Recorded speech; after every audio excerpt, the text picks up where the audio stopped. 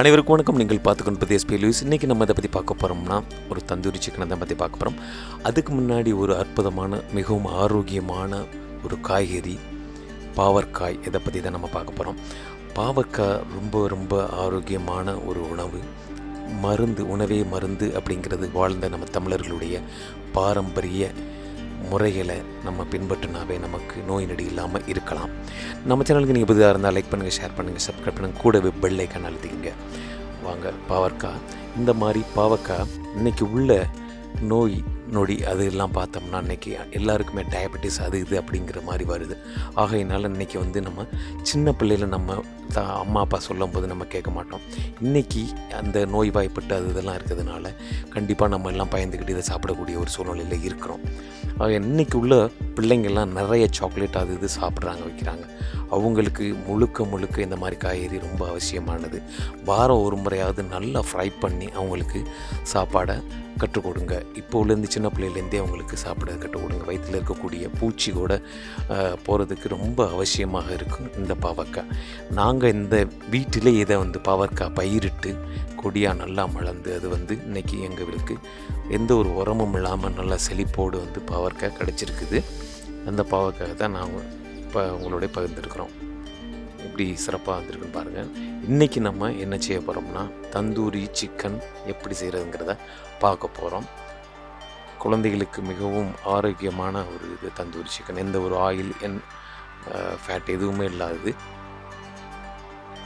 அதுக்கு தேவையான கோழியை நம்ம 1.5 கிலோ கோழி எடுத்துருக்குறோம். நல்ல மஞ்சத்தூளில் கழுவி அதை கட் பண்ணி வச்சுருக்கோம். தேவையான எலுமிச்சை, உப்பு, மஞ்சத்தூள். 1.5 கிலோ சிக்கனுக்கு நம்ம அரை லெமன் எடுத்து, அரை எலுமிச்சை எடுத்து புழிஞ்சு அந்த சாறை விதையை நீக்கிட்டு இந்த சாறை மட்டும் எடுத்து நல்லா புழிஞ்சு ரெடியாக வச்சுக்கிறோங்க. அதோடு தேவையான ஒரு அரை டீஸ்பூன் உப்பு சேர்த்துக்கலாம். கூடவே அரை டேபிள் ஸ்பூன் மஞ்சத்தூள் சேர்த்துட்டு இந்த எலுமிச்சை, உப்பு, மஞ்சள் எல்லாத்தையும் சேர்த்து நல்லா ஒன்றா மிக்ஸ் பண்ணுங்க. நல்லா கலக்குங்க. எல்லாம் ஒன்றா மிக்ஸ் ஆகிற மாதிரி, கட்டி எதுவும் படாத அளவுக்கு நல்லா மிக்ஸ் பண்ணி ரெடி பண்ணி வச்சுக்கணும். அப்புறம் நம்ம இதை எடுத்து இந்த சிக்கனில் தடவி வைங்க. அந்த கேப்புகளுக்கெல்லாம் போகிற மாதிரி நல்லா எங்கும் அந்த எலும்பு எல்லா பகுதியிலையுமே படுற மாதிரி தடவி வைக்கணும். ஏற்கனவே நம்ம சிக்கனை மஞ்சத்தூள் போட்டு கழுவி ரெடியாக வச்சுருக்கோம். எப்போவுமே ஒரு நான்வெஜ் அசைவத்தை மஞ்சத்தூள் போட்டு கழுவி வைக்கிறது ரொம்பவே ஆரோக்கியம். அதில் இருக்கக்கூடிய கெட்ட பாக்டீரியாஸ் அது இருந்தாலும் கூட அது எதிர்ப்பு சக்தி உண்டு பண்ணும் மஞ்சத்தூள். இப்போ எல்லாத்தையுமே இது மாதிரி நம்ம எலுமிச்சை சாறை இதில் தடவி வச்சிடலாம். இதை கண்டிப்பாக நீங்கள் ஒரு அரை மணி நேரம் இந்த மாதிரி இதை தடவி நம்ம ஊற வச்சிடணும்.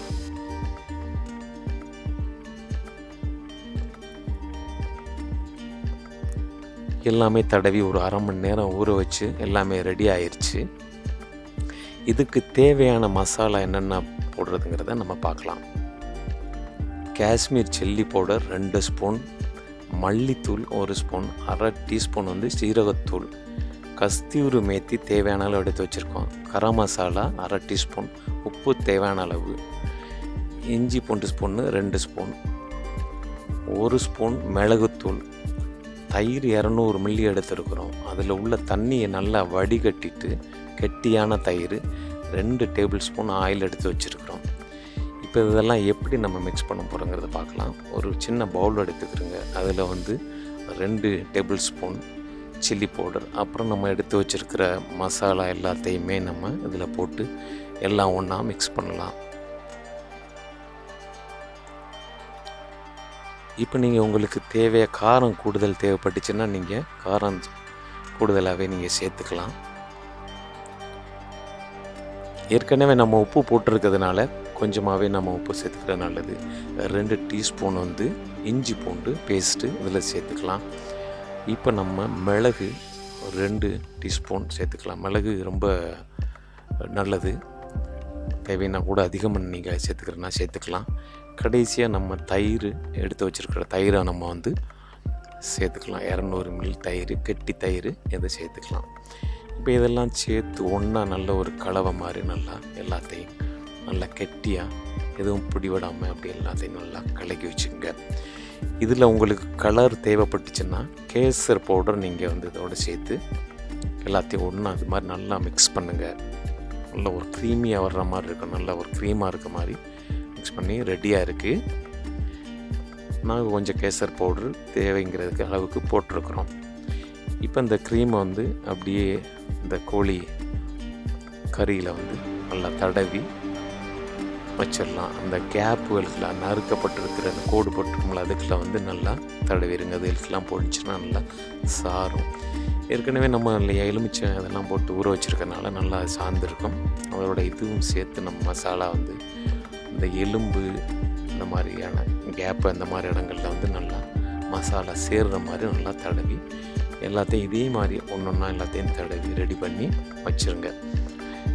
நம்ம தந்தூரி செய்கிறதுக்கு முன்னாடி கிட்டத்தட்ட 2 மணி நேரத்துக்கு முன்னாடியே இந்த மசாலா எல்லாத்தையுமே தடவி ரெடி பண்ணி ஊற வச்சிடணும். அப்போ தான் அந்த மசாலா அதில் உள்ளே இறங்கி நல்லா ஃப்ளேவர் நல்ல ருசியாகவும் இருக்கும். இப்போ கிட்டத்தட்ட 2 மணி நேரம் கழித்து ரெடி ஆயிடுச்சு. எடுத்து பார்த்தா நல்லா எல்லாம் மிக்ஸ் ஆயிடுச்சு. தந்தூரி ரெடி பண்ணியாச்சு, ரெடியாக வச்சாச்சு. சின்ன ரோட்டி மேக்கர் நம்ம வந்து வச்சுருக்கிறதுனால வந்து அதை வந்து ஒன்றொன்னா எடுத்து ஒன்றொன்னா நம்ம ஃப்ரை பண்ணி வச்சுக்கலாம். உங்களுக்கு பெருசாக அடுப்பு இருந்தால் கூட நீங்கள் அது மாதிரி இது பண்ணிக்கலாம். இப்போ எங்கள்கிட்ட சின்ன ஒரு ரோட்டி மேக்கர் இருக்கிறதுனால ஒன்றொன்னா எடுத்து வச்சு நம்ம அதை தந்தூரி பண்ணலாம்.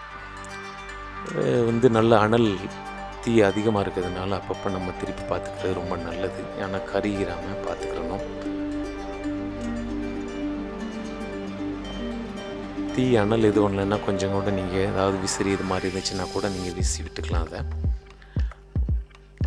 இப்போ நம்ம திருப்பி பார்க்கணும் அது கறியிறாமல். இப்போ ஓரளவு ஒரு பக்கம் வந்து நல்லா கொஞ்சம் ஃப்ரை ஆகிருக்கு பாருங்கள், அது மாதிரி இருக்கணும்.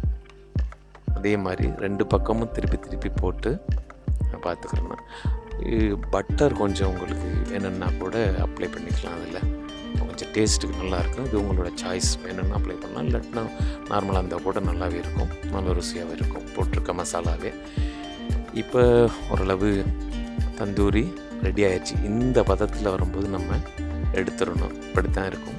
ரொம்ப டேஸ்ட்டாக அருமையாக சூப்பராக நம்ம வீட்டிலே தந்தூரி சிக்கன் இது மாதிரி செஞ்சு நீங்களும் உங்கள் வீட்டில் சாப்பிடுங்க, குழந்தைகளுக்கு கொடுங்க. மீண்டும் அடுத்த வீடியோவில் சந்திக்கலாம். அதுவரை நன்றி.